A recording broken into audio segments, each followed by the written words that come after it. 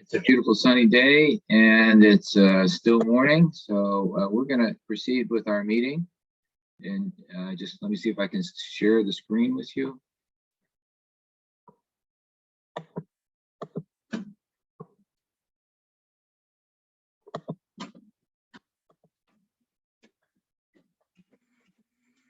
Sorry, I'm having some technical difficulty here.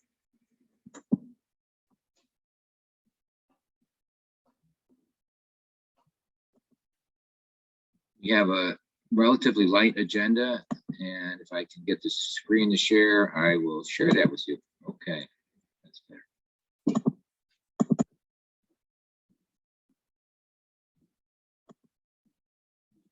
Okay, can you see that all right? Oh, wrong one. You can hear this, but you don't want to. Okay, that was a presentation I just gave a half an hour ago.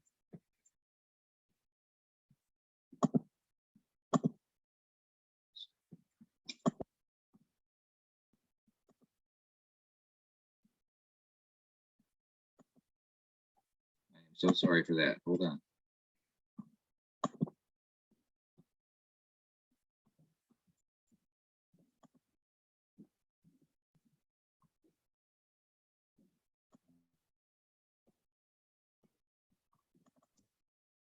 It seems to be going around today. Yeah, well, I had to give a presentation to 200 people. At least it went okay for that.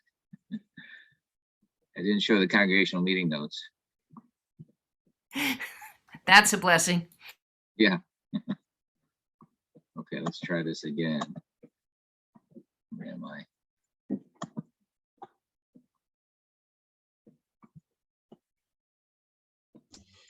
And I hate to ask this, but is there anyone taking notes? Yes, our recorder is not available today.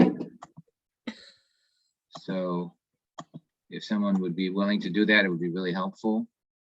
That's kind of what I was afraid of. Yeah. All right. But the meeting's being recorded, so Oh, there you go. Should make some of the summary easier. Yeah. Okay. I am so sorry. I'm having trouble getting a full screen again, and that's driving me crazy.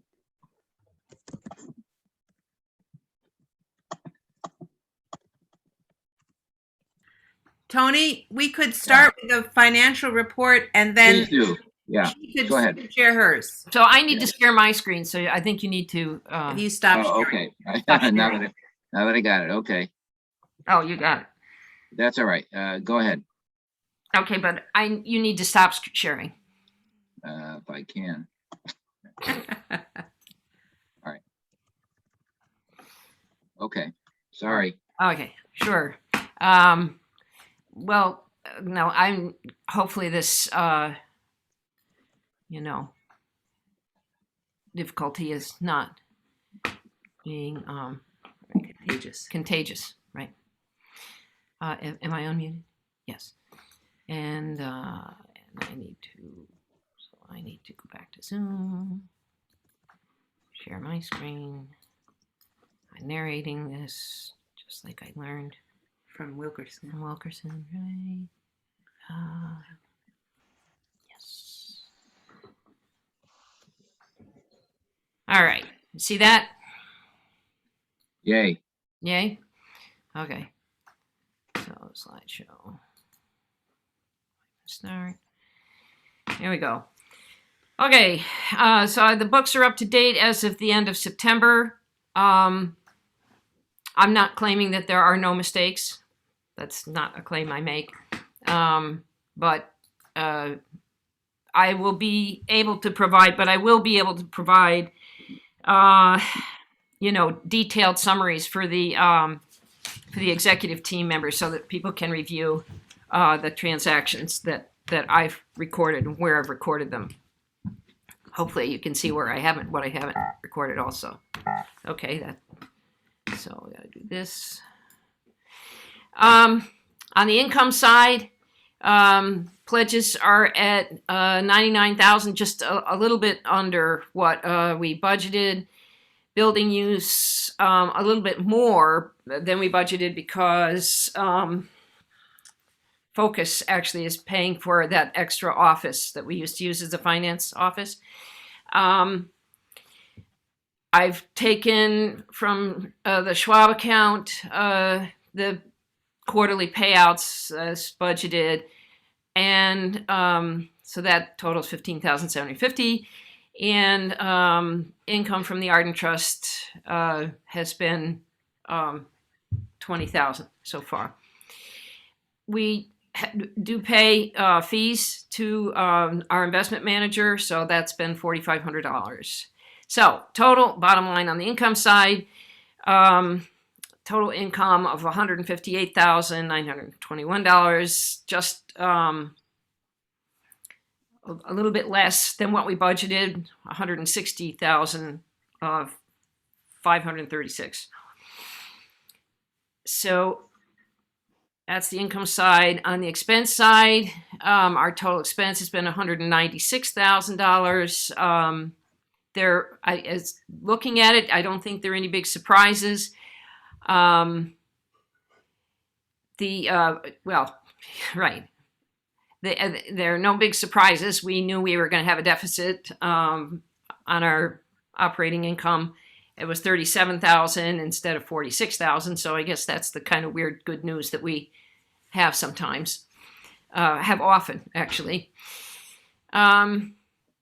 This deficit, the negative number there, is 4% of the starting value of the investment account. So not only do I take the quarterly amounts out, I also have to take extra out in order to cover this shortfall in our operating budget. So that total on the operating side is 4% of the starting value of the investment account as of the 30th of September. Now the balance in the checking account is pretty low right now, lower than I usually like to have it. So I'm going to have to make another big withdrawal so that we can pay out our benevolences and everything, remembering that we have a unified budget. I'll probably have to do that this week. And so the total drawn for operations, again, because we have this deficit, has been 5% as of the 30th of September, 5% of the starting value of the investment account. And a summary of the investment account, the balance of the investments, that is the part that it's not part of the building fund, is $1.1 million. And the withdrawals for the tower work, I had the dates in their reverse order, but anyway, so if that's what I've taken out just for doing the tower work, and then the withdrawals for current expense were on 3 other occasions. And as I said moments ago, I'm going to take more out probably this week to cover our fourth quarter expenses. So, any questions? Is it fast enough? That was great. The balance that you've recorded there, the 1.1 million, does that include the Knowles fund? No, this is just the Schwab account. Okay, the Knowles great. fund, we can't touch that balance, Right. so Yeah. we just take what comes. I have a statement from it, but I don't pay any attention to those statements. We just what comes. And Bob pays very close attention to it, though. So, thank you, Bob. Yay, Bob. So, Kathy, when you get a chance, can you forward me that PowerPoint? no problem. Because I grabbed 2 of the screens, but I missed one because I wasn't paying it because I was doing something else. And no, there's no need for you to do that. I can send it to you. Okay, You might thanks. have to remind me, but whatever. Okay, so that's it. On any other questions on the finance side of things? You mean from Kathy, Yeah. Yeah. On your income side, you reported the investment broker fees. That's just a reporting figure. It's not doesn't offset the income, other than we lose that money within the investment account. But Well, it's an expense. It's an expense. we don't budget that expense. No, but we probably should. Because I was, Bob, reporting it net of fees, the income net of fees, and you didn't like that. but I still feel like we should, budget that expense. It's an expense to us. So I could report it net of fees, or I can report it on a separate line. Or do you want to just, because it's actually, that's what we're paying to him. We're not paying almost nothing for trades. So, which was the advantage of going to Schwab. But we could take this fight outside if you want. Okay.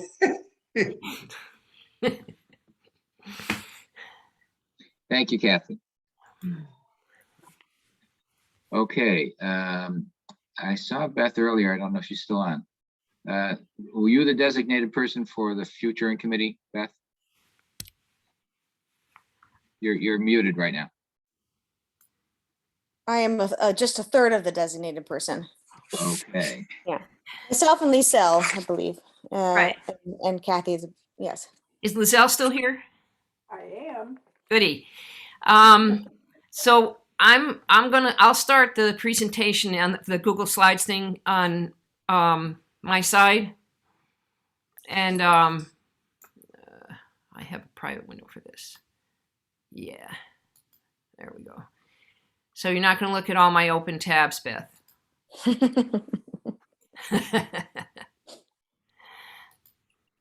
No. Never mind.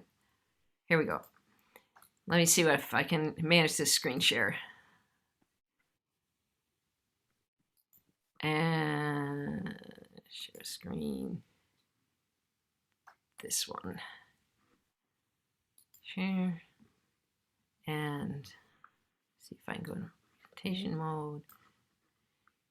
Of course, I've got the notes. Do you have the notes? Sorry. I'll just put it in presentation mode. All right. You'll have to tell me when you want me to. Next slide, please. Next slide. So.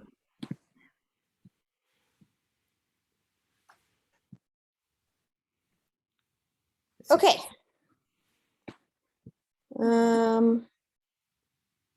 Okay, I'll give this a start, I guess, and then Lisa will kind of jump in.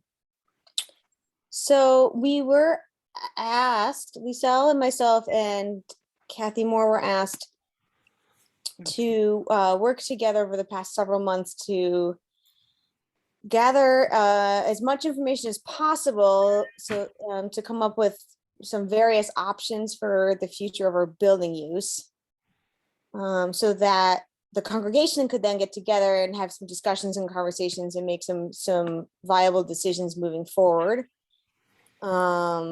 As times are changing and we see more and more churches having to vacate their spaces, and I think as a whole, we don't want that to happen. So we spent some time trying to put together just a whole variety of different options, some outside the box, some inside the box, so that then we can present that. So go back if we want to move forward to researching our options. One slide there, Kathy. There we go.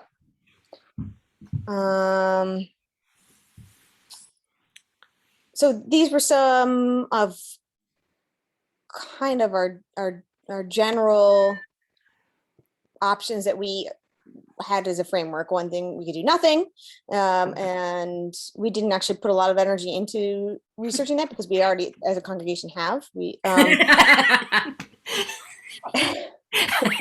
Sorry. We could attempt to sell the property and move. We could try to keep a portion of the property and sell another portion, or lease out another portion.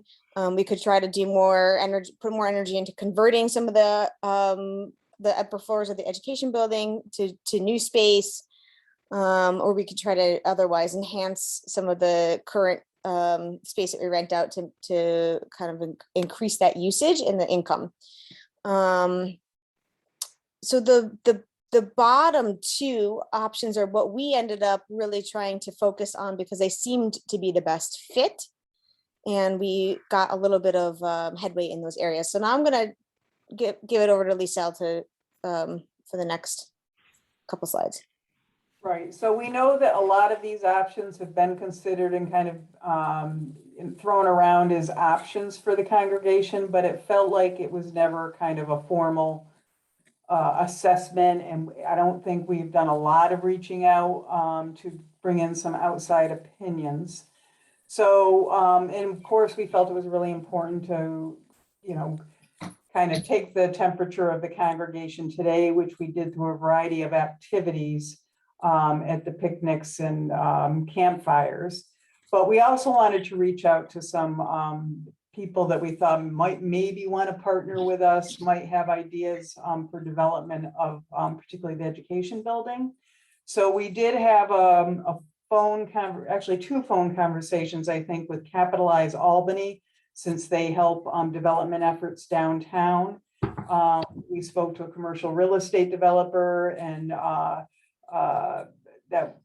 that had some interesting perspectives. We actually toured the entire church and ed building with a developer and spoke to a real estate attorney. And then very late in the process, as we were thinking about if we wanted to kind of enhance the building on our own, where could funding for that come from? And so we had a couple of email exchanges with Pat Fahey's office after I had reached out to the Dormitory Authority of the State of New York. So we got some interesting perspectives that kind of helped us narrow down what we thought the best options for us were. Want to move on, Kathy? You want to, Kathy, you want to go ahead? Sure. Let's see. So this title is kind of neutral sounding, environmental considerations. In reality, these are sort of the, if you want to look at them this way, barriers, possibly. Well, anyway, Lizelle did some research into the zoning, you know, what kind of zoning constraints there might be where we are right now. Coming from Dan Simmons and also coming from just about everybody in the world, the fact that we don't have really much in the way of parking may lessen the appeal of the facility.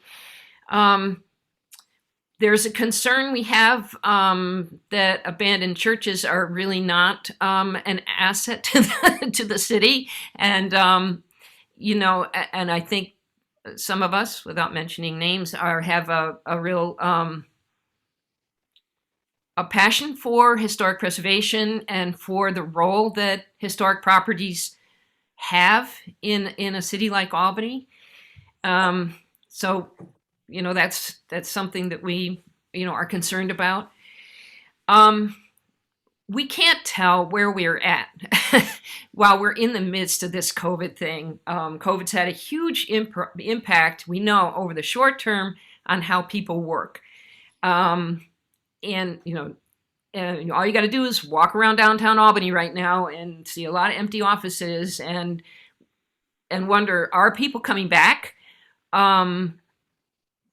You know, for the long term, what will the impact of this be? And it's the real estate guy that walked through the building with us, you know, was just noting that there's still just an awful lot of uncertainty about what will happen next.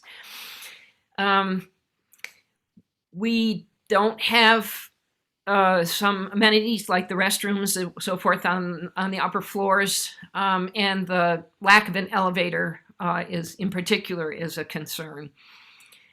The real estate market, like I said, I mean, that's tied to what I was just saying about COVID. You know, it's commercial real estate downtown. It's really a lot of uncertainty, and nobody really, I don't think anybody really has a handle on you know, how this is ever going to recover. You know, people are going to go to offices again. In our experience, or in what my observation is, that I had thought that co-working space would be a great use for that, because I make use of co-working space myself. I'm looking at what I think is a glut of co-working space in the Capital District. And I mean, and even Saks Fifth Avenue, you may have seen that in the Times. two of their department stores in New York City are now being converted, or at least some floors of them are being converted into, there's a lot of empty retail space that people think they're going to make into co-working space. It's a completely open question in my mind, whether that's really going to be a viable thing for the long term. And then just the overwhelming cost of trying to, and Tom had done some work with this, the overwhelming cost of developing the education building for uses such as housing or anything like that. So that's sort of the difficult news. From the point of view of assets, just thinking about this, and you may think about others, but we have a building that has a lot of space. I mean, just the education building itself has a lot of space, big open space, which is not that common. I mean, other than in department stores. But this is property tax exempt space to the extent that we can, to the extent that we rent or lease to other nonprofits. That means that we can charge lower rent, and we can be competitive that way. And we have a community that is the church that is supportive of social justice in a lot of different ways, so that renting to not-for-profits might be a way to go. It's not that hard, as we found out, to develop technology for hybrid meetings, and that might be another desirable asset that we can leverage. And then we do have a kitchen, and that can be very useful to some groups. Kathy, I just want to add that a lot of abandoned churches don't have a facility like we do with that ed building. So I feel like that is a really important asset to leverage in one way or the other, that like St. Joseph's doesn't have just down the street. Right. I don't actually have my notes, so if somebody else is looking at the notes, speak up. Talked about the glove, and I think you're good. Okay. I'm looking at your notes. Okay, good, thanks. So these are sort of two of the suggestions we have to in order to propel us into the next phase of this discussion, which will have to be on a congregational-wide basis. One is that Lizelle has, as she said, started talking to Pat Fay's office, and that's one avenue for pursuing funding for an elevator and accessible restrooms on the upper floors. And that actually, it's the accessibility part of it, I think. Correct me if I'm wrong, Lizelle, but I think the accessibility part of it is sort of the key. That would. I think it's the key in the fact of the organizations that we have been renting to, and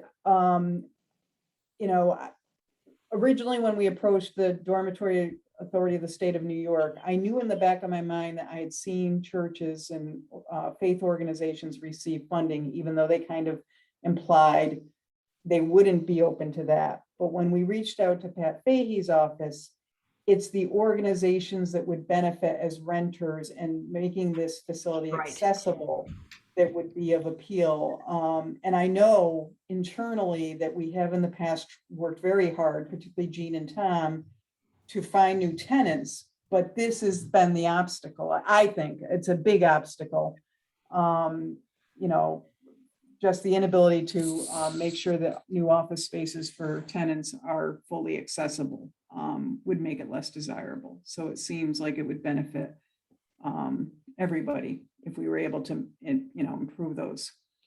Our building has been described by the real estate guy as functionally obsolete, and I guess that would be the best description of it.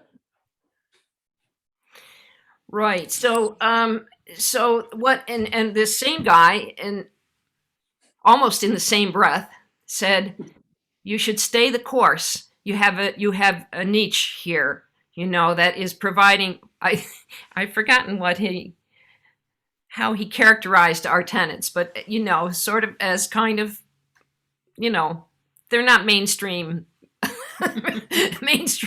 office real estate type thing. So my thinking at this point is that one thing that we need to do is to, if we are going to go ahead and pursue more nonprofit tenants, we need to engage our current tenants in conversation about what ways building improvements to that building would improve their own work. How can we align aspects of all of our missions in a way that would be improved by having an elevator and having better restrooms. The real estate guy was very interested in restrooms. So he liked the restrooms on the first floor in particular. So I'm sort of, this is a very vague vision, but the idea of having having a place where not-for-profits can meet together and even if they're not long-term tenants, each one, that they have like maybe even memberships in some kind of call it co-working or call it just brainstorming or whatever, and to enhance one another's work by the use of this space, by making use of this space. So again, that's just following up on Dan Simmons's advice to stay the course. So, but the course as it exists right now is not quite sustainable. So I don't think I have any more slides, right? Or do Yeah, I? I think it is. You got a lot Oh, more. we do. That's right. We were going to talk about what we found out. Right, Beth, go for it. So we did try to get a sense from some small focus groups in the congregation about what's important and what the values are as a congregation. So we ran this little game at a couple of the bond campfires and then at the church picnic. So we asked a small group of people to label some of these toy blocks with the things that they think are the most important to them about a manual. And then we asked them to structure the blocks in such a way that represents the priority of these items. So what you're looking at here, I believe, was a wheel with some spokes. In the middle, it says meeting space, and then the spokes leading out, things like mission and Bible study, worship, music, fun and food, friendship. And then on the outside of the spokes are some of the more like intangible things, like caring and trustworthiness and little man, he's actually, I think he's tangible. Okay, so why don't you go to the next slide? Okay, oops, hold on. So this is another example. This group put together more, I believe, if I remember correctly, the bottom is the foundation, and so those were the kind of the bigger, more important things. I think you can read all of those. And then the next line was kind of the next level up. And then what was interesting about this group was on the very top, they put the building as something, but it wasn't holding up all of the other things that are important to us as a church. Pretty cool.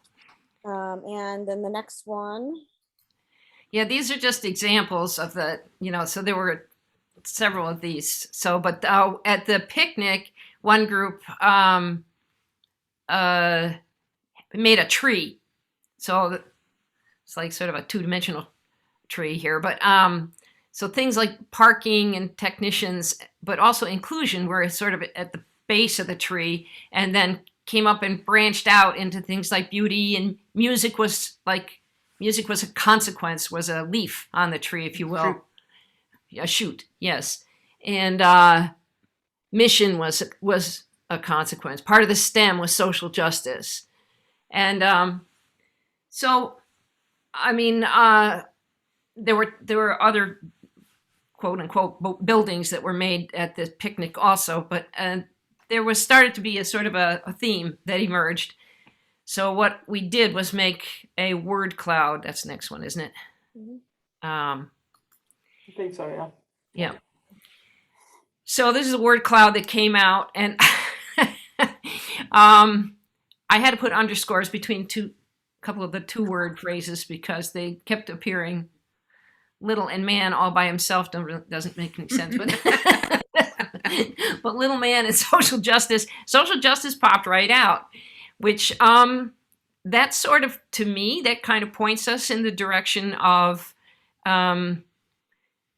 this idea of a coalition or a cooperative of not-for-profits that have overlapping or at least compatible missions in the arena of social justice. And so, And I think that also suggests great marketing opportunities that I think we've kind of just in isolated fashion tried to solicit new tenants. But if we literally market that we are creating this Yeah. social justice hub of collaborative efforts, we may have a different outcome. right. Sorry to interrupt. No, that was great. Thanks, Lizelle. Is there anything else that I would also say that these things are similar. I think Beth mentioned this already, but similar exercises have been done, like with the World Cafe and the Visioning Committee and other gatherings of Emmanuelites. This sort of, I think you would get a very similar word cloud out of out of those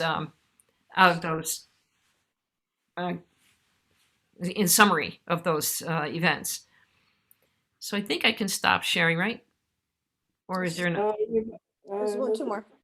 I Oh, think because we've had the what's next. oh yeah. Okay.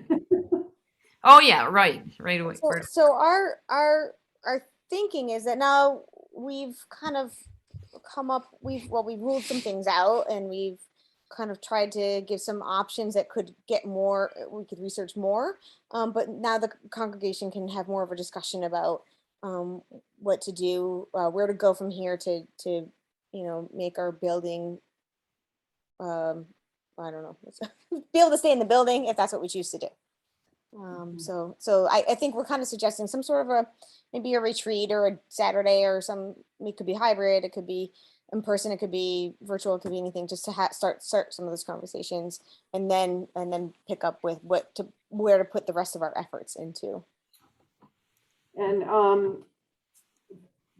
I think what we've kind of come away with is that everybody we consulted with from the outside, in my opinion, kind of had the same perspective, that they didn't see any like fabulous, outrageous development opportunity for, a big penthouse apartment upstairs, or, competitive shared workspace for for-profit clients.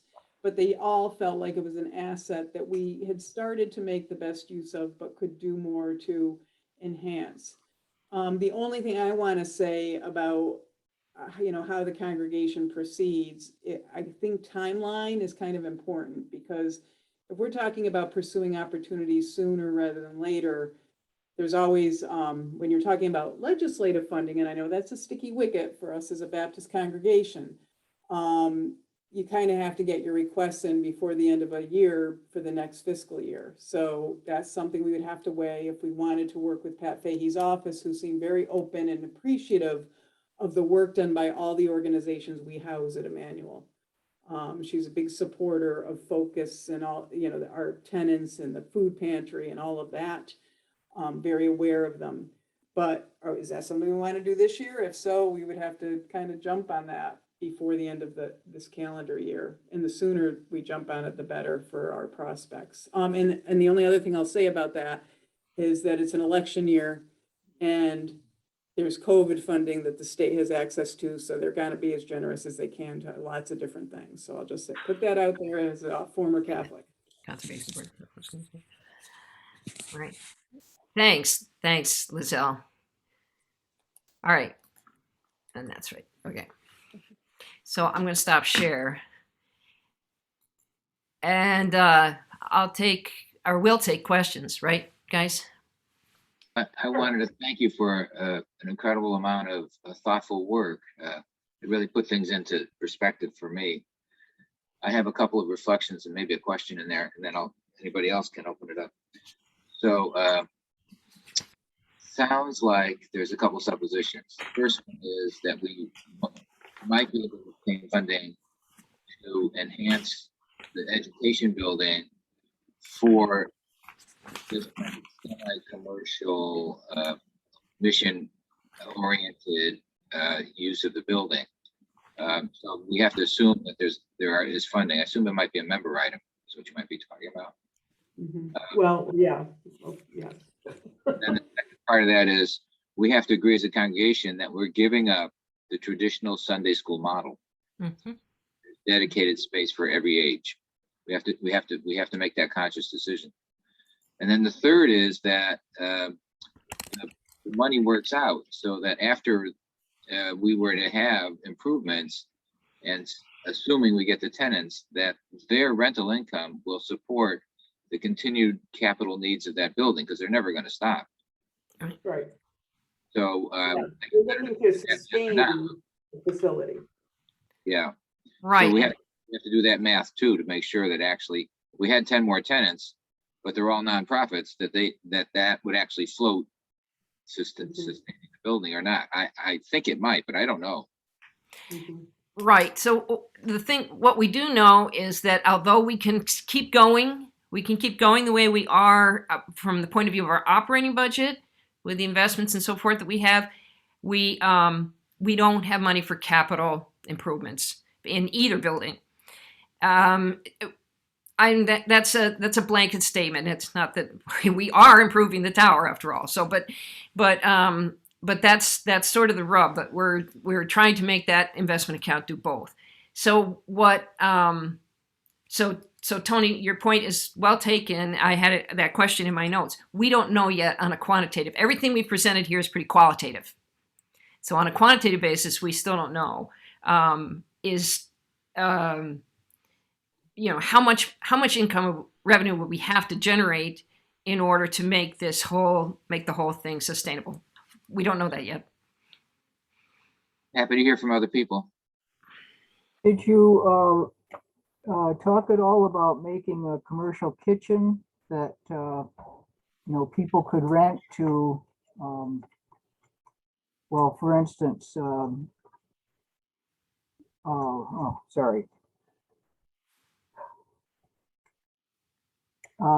that people could rent space to prepare meals that they sell to other people, or to do, like a ghost kitchen kind of thing. like what? A ghost kitchen.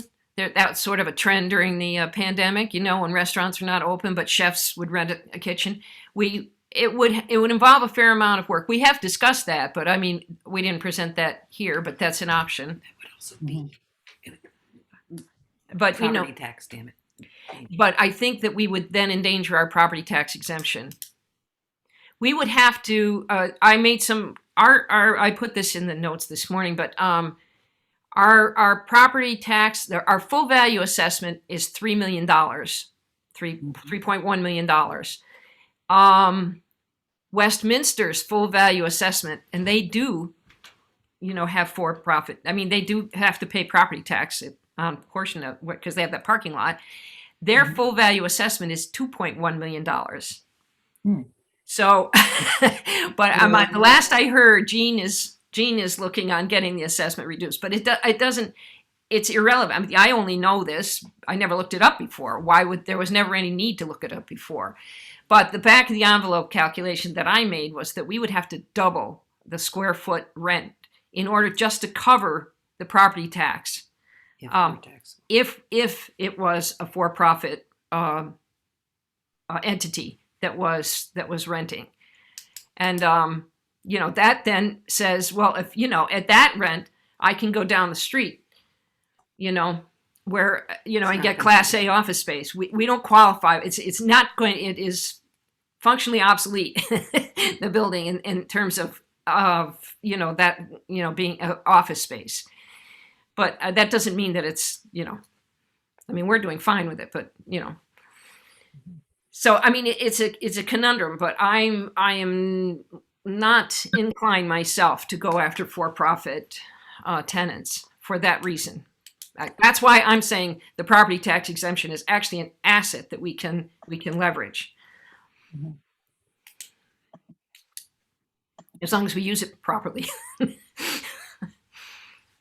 Legally. Kathy, maybe a starting place would be um, taking the space that's available that we could offer up, and which may include Sunday school space, and then just that square footage times the average rate that we're getting from our other tenants, and that would give us an income of a potential rental additional income. Yeah, agreed. And so we haven't. So yeah, everything we've done has been very qualitative, as I said, but we do need to get down to those kind of brass tacks. And it's one of the things that the guy from Jason from Goldstein Hall said was, most of these not-for-profits, and that includes Focus, are working with grant money. And it's understood with most granting agencies that the rent is going to go up, So he said, but again, that would be like, that could be built into their grant, right? And so I know rent has gone up a little bit. We've really tried hard not to make rents go up with our tenants. But if we engaged them in the whole process of we're in this together and we want all of us to succeed, and how can we make this work, we may be able to get a slightly higher rental rates anyway. But I mean, you're right, Bob, that's the calculation that has to be done. So, but I tell you, property tax rates in Albany, if you're going to pay property tax, they're really high. It's shockingly high. Well, that's because at least 30% of the property value Tax exempt. is tax exempt in the city. At least 30%. I think it may be more closer to 50. Yeah. Yep. Between the churches and the state and Colleges, and the hospitals. yes, colleges, universities. It's like, wow. I'm gonna move this on. Jean, you Yes. have a comment before I change the topic? I just wanted to say that I thought this perspective was very, very helpful. Knowing our current tenants, an elevator would make a huge difference, statewide in particular. And it certainly speaks to the social justice emphasis that I feel and that I think the congregation feels. So I thought your analysis and your methods were very, very helpful. So I commend the whole committee. Yeah, I get the last word on this since I'm leading the meeting. So I think if we talk about stewardship and moving into the next generations, this approach gives us a foundation to really say we're establishing, or we're looking to establish, a presence in Albany that has strong meaning for decades to come. I'm going to ask the executive committee or the futuring committee to do the next step, which I think is going to be some kind of bigger gathering in the relatively near future. Yeah. Thank you. I'm just going to make a quick comment about worship. This may have been announced. I'm sorry, I wasn't at the worship today. First, we have the executive team has a long-term commitment to online presence that allows this synchronous collaboration. So it's not going to be a passive viewership. That our commitment is that we'll continue an online presence, and that online presence will include the ability for people to respond and be an active participant. We think that's very important. We are returning to the sanctuary in November with continued caution. The national statistics are moving in the right direction. The Albany statistics slower, but we think we'll be okay for November. As just a reminder, vaccinations remain the single best way for us to worship in person as much as possible. And that will include children in the near future. And the last item in worship is the worship tech team is doing Yo Person's work, and they could use some help. So if you really like to push buttons and sliders and that kind of thing, please get to one of us and we'll help you out with that. Jean, do you want to give a brief update on the tower repair? Things are moving along. I know Callum noted some issues that needed to be addressed that were not in the contract, but they also noted some things that that made up for that. They balanced things out, what they needed to do. So it is moving along. Okay. Thank you. And any questions for Jean before we move to the next topic? I would say the roof, Jeans is the next topic, so. the roof on the Okay. tower should be completed at probably the next 2 or 3 weeks, the actual roof membrane. Great. Okay. Pray for light rain. Tomorrow's supposed to be a downpour. Oh, really? Yeah. Okay. We're going to move then into discussion about the Alliance of Baptists. Jean, did you have something to start with? Yes, Alliance for Baptists. I attended one of their gatherings yesterday, and I did some, with Kathy's help, some research. The American Baptist, which we are a part of, separated from the Southern Baptist Convention primarily over the issue of slavery, and that was in the 1800s. Currently, the Alliance has separated from the Southern Baptist Convention primarily over the issue of white supremacy, along with inclusion of many other groups. So there's a sense of deja vu. Here we are again.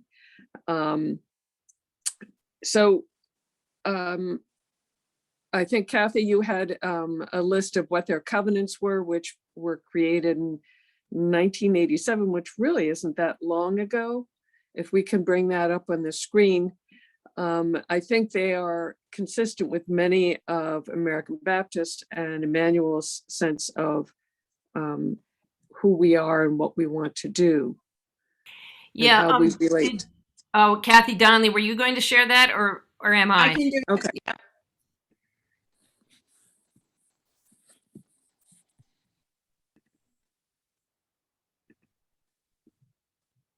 Well, once again, I had pulled it up. As you're doing that, I would say my first experience with the Alliance was this Project Thrive, and I've continued to be impressed with how they are asking each congregation to look for solutions or clues as to addressing the social justice issues. So I'm not experiencing it as an overriding directional group that says this is what you do, this is how you solve this problem, but asking everyone to be involved in addressing these issues. So, and that's reflective in their covenants. You want to move there? There we go. So they were officially formed in 1987. And as you see, they're dealing with not just racism, but role of women, LGBT inclusion, creation justice. And currently, I think they are about 140 congregations all over the country, not just in the South. So that's kind of who they are, where they've come from. You want to do the next slide? So these were their fun, and when they formed in 1987, the freedom of individual led by God's Spirit within the family of faith to reach and interpret scriptures, which I interpret as soul freedom.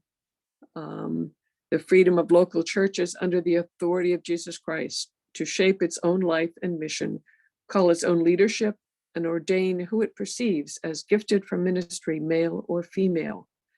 Again, supporting the local church to find their best path.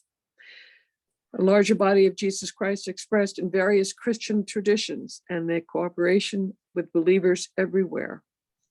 And the servant role of leadership within the church, following models of a servant Lord, and to full partnership of all God's people in mission and ministry. So this is where they started in 1987. And just this past year, they updated that. You want to proceed? Oh, okay. There was more on that one. Theological education in congregations, colleges, seminaries, characterized by reverence for biblical authority and respect for open inquiry and responsible scholarship. I found them very open to questions and seeking different perspectives. The proclamation of the good news of Jesus Christ and the calling of God to all peoples to repentance and faith, reconciliation, hope, social and economic justice, and the principle of a free church in a free state, and the opposition to any effort, either by church or state, to use the other for its own purposes. I found that a very interesting addition to their commitments. Okay, now you can go forward. And this was just this past April that they updated it,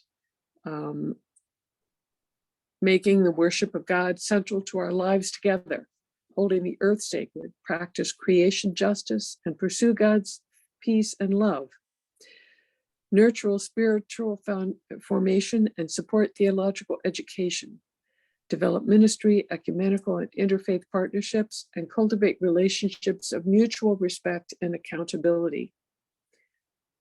Act to dismantle systems of white supremacy, patriarchy, abuse of power, raise prophetic voices for liberation and justice, and work to eradicate poverty in all forms. Establish spaces of refuge and renewal with those who are wounded. Listen to and follow voices that have been silenced, and break down barriers that divide us from each other and creation. And we seek to live in joy, humility, and gratitude, welcoming the realm of God.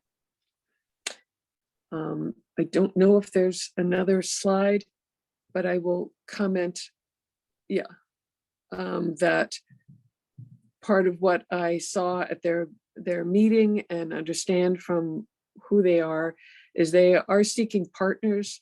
They shy away from saying, okay, I've got the answer and I'm going to go over to whatever country and tell people this is the way it is, but really seeking partners who are beginning to grapple with social justice issues in their own place, in their own country, in their own town, and trying to partner with them to seek the social justice issues, addressing many of the issues outlined in their covenant. So I think one of the questions is, do we as a congregation want to partner with them? Certainly we have to some degree through the Thrive program. And do we want to make that a more formal commitment? One piece I think theologically and philosophically, I think we are very much akin. The one piece I don't understand or haven't learned is the financial commitment that might entail. I don't, Kathy, do you know anything more in that regard? Either Kathy? I don't. I did not have a chance to talk to. So I did get their annual report, and I saw that they have a budget of $715,000 and 4,500. Was it 4,500 individual members? Mm-hmm. Anyway, I was like, well, you could divide it. I really don't know. Yeah. I really not. And that's an outstanding question. We were not actually going to vote on this today, though, right? Right. No, that's my understanding. It was just informational and trying to set what's ahead of us as possible. I would say that the ABC USA does not set a dollar amount that is our contribution, that we participate in we choose how much we send. And I would expect that something like that is probably true to be a congregational partner with the Alliance of Baptists. That there is an expectation that we would contribute financially, but I'll be surprised if there's a threshold that they set. I kind of had a question about, we are also a partner congregation with the Baptist Peace Fellowship of North America. And I just sort of wonder how this connects or relates or just expands on that. And also I think that the Baptist Peace Fellowship, that it's same kind of thing. We decide how much we're going to give in support of that. But I mean, it sounds like they're dealing with a lot of similar issues, and I am just not sure if it's where the differences. Maybe Kathy Donling, if you know, or a lot of the same congregations involved in both. Yes, there's a list of partners on the Alliance website, and they're in alphabetical order. So AWAB and Baptist Peace Fellowship are the first two. So yes, there are a lot of partnerships that we would probably have in common. I would say that this is different than AWAB and Peace Fellowship because it is more like a denomination. A clergy person could be ordained through the Alliance and have their standing. Like my ordination standing is held by ABC USA. But if the Alliance had been formed a few years earlier than it was, I could easily have been ordained by the Alliance. So they are a small denomination. They don't think of themselves as a denomination, I don't think necessarily, but they are more like a denomination than like Peace Fellowship or AWAB, which are more focused Issue. groups. Yeah, I note that Peter Carmen, who has been the head of Baptist Peace Fellowship, right? In years past, is now working with the Alliance in South America, right? Didn't he say that? He was talking about that at his when he was preaching a few weeks ago. Right. So this was an informational piece. I strongly suggest if anybody wants more, they go on the website. They have an actually very good website. You'll get more information. If we were to join as a covenantal relationship, so it's not a passive relationship. And it in no way is meant to supplant the American Baptist Right. relationship we have. It is really additional. I see it as another walking partner. We've got some wonderful walking relationships with folks across the country from ABC, and this might give us an opportunity to gain a few more partners. So that's how we're looking at it. We were going to take a straw vote, but electronically, it's just, I don't know how many people are left on the phone. So if you just raise your hand if you would like to continue to pursue the information without any formal vote here, right? Okay. It sounds like we're in pretty good shape there. There is a report from the benevolence treasurer. I will table that. It basically says there's more money to spend and she needs money from the treasurer. But other than that, it's a pretty straightforward report. And I think that will close the meeting. Anybody else have anything we need to discuss? Could you, Tony, please forward that report from the benevolence treasurer to Hank and to me? Yes. Thank I'll you. do that. Okay, thank you all for sticking around and listening. We heard some very exciting things today. It's nice to collaborate together at this level, if nothing else, to see each other on a tiny screen. Stay well today, enjoy the sunshine, and remember, God is good all the time. Amen. Amen. Thank you.